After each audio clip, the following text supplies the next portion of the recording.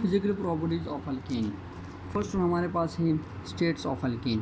तो हम कहते हैं कि हमारे पास कार्बन नंबर 1 से 4 तक जितने भी मेंबर ऑफ अल्केन हैं वो गैसियस फॉर्म में होंगे। कार्बन नंबर 4 या 5 से 17 तक लिक्विड फॉर्म में, और कार्बन नंबर 17 और इससे अबव हमारे पास सॉलिड फॉर्म में। तो इसकी रीज़न क्या होगी? हम कहते हैं कि हमारे पास अल्केन चूँकि नॉन पोलर है तो इसमें जो इंटर मोलिकुलर फोर्स है वो कौन सी है? लेंथन डिस्पर्जन फोर्स है। अब जब लेंथन डिस्पर्जन फोर्स है तो आप लोगों ने ये फर्स्ट ईयर में पढ़ा है कि lengthen dispersion force which is a type of inter molecular force exist between non polar molecules. तो डिपेंड ऑन फैक्टर्स अफेक्टिंग, जिसमें हमने एक टॉपिक पढ़ा था factors affecting lengthen dispersion force, उसमें से एक फैक्टर ये भी था नंबर ऑफ एटम्स। हमने कहा था कि नंबर ऑफ एटम्स जितने ज़्यादा होंगे, एटम्स की तादाद जितनी ज़्यादा होगी, आपके पास जो लेंथन डिस्पर्जन फोर्स है जो कि इंटर मोलिकुलर फोर्स है ये उतनी ही आपके पास स्ट्रॉन्ग होगी। जबकि नंबर ऑफ एटम्स की तादाद जितनी कम होगी, लेंथन डिस्पर्जन फोर्स आपके पास जो कि type of inter molecular force है उतनी ही कम होगी। तो अगर आप यहाँ पर देखें कार्बन नंबर 1 से 4 तक, इट मीन्स कि यहाँ पर नंबर ऑफ एटम्स कम होंगे, जिसकी वजह से इंटर मोलिकुलर फोर्सेस वीक होगी, और इंटर मोलिकुलर फोर्सेस वीक होने की वजह से ये जो मेंबर हैं एग्जिस्ट करेंगे गैसियस फॉर्म में। जबकि जो दूसरा है कार्बन नंबर 4 से 17 तक जो कि लिक्विड फॉर्म में है, तो क्योंकि इसमें नंबर ऑफ एटम्स ऊपर वाले से थोड़े से ज़्यादा हो जाते हैं, जिसकी वजह से इसमें इंटर मोलिकुलर फोर्सेस थोड़ी सी इंक्रीज़ हो जाएगी, और इस इंटर मोलिकुलर फोर्स के इंक्रीज़ होने की वजह से हम कहते हैं कि इसका स्टेट गैसियस से लिक्विड में आ जाएगा। जबकि कार्बन नंबर 17 और इससे अबव इसमें नंबर ऑफ एटम्स और भी ज़्यादा हो जाते हैं, जिसकी वजह से हम कहते हैं कि इसमें इंटर मोलिकुलर फोर्सेस और भी स्ट्रॉन्ग हो जाएगी, जिसकी वजह से ये कौन से फॉर्म में होंगे? ये सॉलिड फॉर्म में एग्जिस्ट करते हैं। दूसरी जो फिज़िकल प्रॉपर्टी है that is melting point and boiling point. अब ये जो मेल्टिंग और बॉइलिंग पॉइंट है इसमें एक टर्म है कि इंक्रीज़ इन मॉलिक्यूलर वेट, कि आपके पास अल्केन्स के जो मेंबर्स हैं इनका मॉलिक्यूलर वेट जैसे जैसे इंक्रीज़ होता है, इसकी मेल्टिंग और बॉइलिंग पॉइंट भी आपके पास इंक्रीज़ होते हैं। अब मॉलिक्यूलर वेट अगर हम देखें मॉलिक्यूलर वेट, तो मॉलिक्यूलर वेट का ताल्लुक भी आपके पास नंबर ऑफ एटम्स के साथ है। मतलब अगर नंबर ऑफ़ एटम जितने कम होंगे मॉलिक्यूलर वेट उतना कम होगा, नंबर ऑफ़ एटम जितनी ज़्यादा होंगे मॉलिक्यूलर वेट उतना ही ज़्यादा होगा।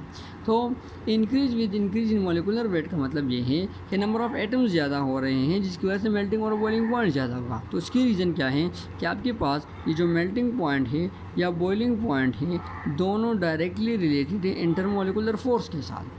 अब यहाँ पर मोलिकुलर वेट इंक्रीज़ होने का मतलब हमने कहा कि नंबर ऑफ़ एटम्स इंक्रीज़ हो रहे हैं, और जब नंबर ऑफ़ एटम इंक्रीज़ हो रहे हैं तो नंबर ऑफ़ एटम्स के इंक्रीज़ होने का मतलब ये है कि इंटर मोलिकुलर फोर्स स्ट्रॉन्ग हो रही है, जो कि अभी हमने ऊपर यहाँ पे डिस्कस कर लिया है। तो जब इंटर मोलिकुलर फोर्सेज जितनी स्ट्रॉन्ग होती जाएगी तो मेल्टिंग और बॉइलिंग पॉइंट उसके साथ डायरेक्टली रिलेटेड है, तो अल्टरनेटिवली आपके पास मेल्टिंग और बॉइलिंग पॉइंट भी उतने ही क्या होते जाएंगे? इंक्रीज़ होते जाएंगे। तो हम कह सकते हैं कि इस वजह से इंक्रीज़ बॉइलिंग पॉइंट और मेल्टिंग पॉइंट इंक्रीज़ होगा मॉलिक्यूलर वेट के इंक्रीज़ होने की वजह से। थर्ड जो फिज़िकल प्रॉपर्टी है दैट इज़ सॉल्युबिलिटी। सॉल्युबिलिटी क्या है? सॉल्युबिलिटी के लिए हम एक रूल पढ़ते हैं लाइक डिज़ोल्व लाइक। तो चूँकि हम अल्केन्स पढ़ रहे हैं, अल्केन्स हमारे पास क्या है? नॉन पोलर इन नेचर है, जिसमें लेंथन डिस्पर्जन फोर्स मौजूद है। अब जब ये नॉन पोलर इन नेचर हैं तो according to the rule like dissolve like, ये हम कहते हैं कि नॉन पोलर सॉल्वेंट में ही डिज़ोल्व होंगे। तो alkanes will be soluble in non polar solvents and insoluble in polar solvents. It means कि ये वाटर में डिज़ोल्व नहीं होंगे, क्योंकि वाटर हमारे पास क्या है? एक पोलर सॉल्वेंट है। नेक्स्ट हमारे पास क्या है? Structure of alkane. Structure of alkane के लिए हम यहाँ पर याद रखिए पॉइंट कि ये सिर्फ आपकी आसानी के लिए मैं यहाँ पे बताता हूँ। हालांकि अगर हम देखें तो इस हाइब्रिडाइजेशन का स्ट्रक्चर के साथ कोई ताल्लुक़ नहीं है। क्वेश्चन क्या है कि if carbon containing functional group, अगर वो ऐसा फंक्शनल ग्रुप जिसमें कार्बन मौजूद है अगर वो हो तो फिर हम स्ट्रक्चर को हाइब्रिडाइजेशन के साथ रिलेट करते हैं। तो मैं आपको पहले ही बता रहा हूँ कि ज़रूरी नहीं है ये स्ट्रक्चर हाइब्रिडाइजेशन पर डिपेंड करती है, लेकिन इस ऑर्गेनिक कंपाउंड में, कार्बन कंटेनिंग कंपाउंड में हम इसको रिलेट कर सकते हैं। लिहाजा आपकी आसानी के लिए, स्टूडेंट्स की आसानी के लिए हम इसको रिलेट कर लेते हैं।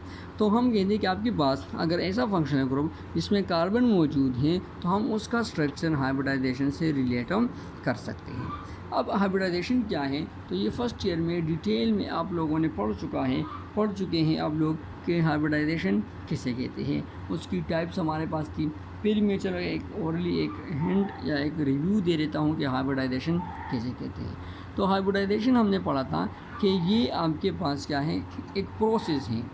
कौन सा प्रोसेस? ये आपके पास एक ऐसा प्रोसेस है जिसमें हमने कहा था कि ऐसे एटॉमिक ऑर्बिटल्स, क्या चीज़ों, ऐसे एटॉमिक ऑर्बिटल्स जिसमें आपके पास साइज़, जिसकी शेप, जिसकी एनर्जी तीनों आपके पास डिफरेंट होगी, वो एक दूसरे के साथ कंबाइन हो जाती हैं और कंबाइन होने के बाद ये नए एटॉमिक ऑर्बिटल्स बना लेते हैं जिसकी साइज़, शेप और एनर्जी फिर एक दूसरे के साथ क्या होगी, सेम होगी।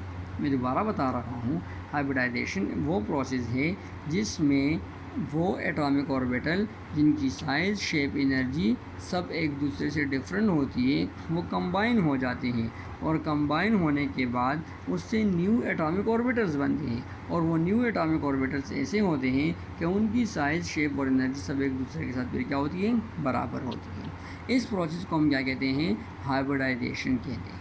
अब इसके हमारे पास 3 मेन टाइप्स हैं जो कि आप लोग फर्स्ट ईयर में डिटेल में पढ़ भी चुके हैं।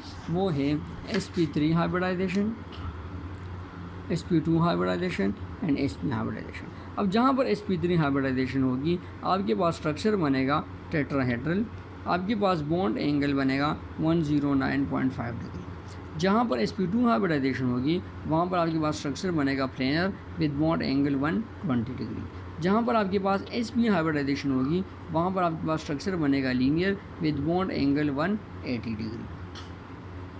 अब हमें पता किस तरह चलेगा कि कौन से कार्बन में sp3 हाइब्रिडाइजेशन है, sp2 है या sp है। तो उसके लिए हम कहते हैं कि कार्बन ने अगर सिंगल बॉन्ड बनाया हुआ होगा, कार्बन ने क्या बना, सिंगल बॉन्ड बनाए हुए हैं तो उसमें sp3 हाइब्रिडाइजेशन होगी। अगर कार्बन ने डबल बॉन्ड बनाया हुआ है तो उसमें कौन सी हाइब्रिडाइजेशन होगी, फिर sp2 हाइब्रिडाइजेशन होगी। अगर कार्बन ने ट्रिपल बॉन्ड बनाया हुआ है तो उसमें फिर आपके पास कौन सी हाइब्रिडाइजेशन होगी, sp। तो type of bond present in carbon atom, उससे हम अंदाज़ा लगा सकते हैं, कंक्लूजन निकाल सकते हैं, उसके आइडेंटिफिकेशन कर सकते हैं कि इसमें कौन सी टाइप की हाइब्रिडाइजेशन होगी और फिर उसी हाइब्रिडाइजेशन से हम क्या कर सकते हैं, कैलकुलेट कर सकते हैं, आइडेंटिफाई कर सकते हैं the structure of that compound. अब आते हैं अल्केन की तरफ।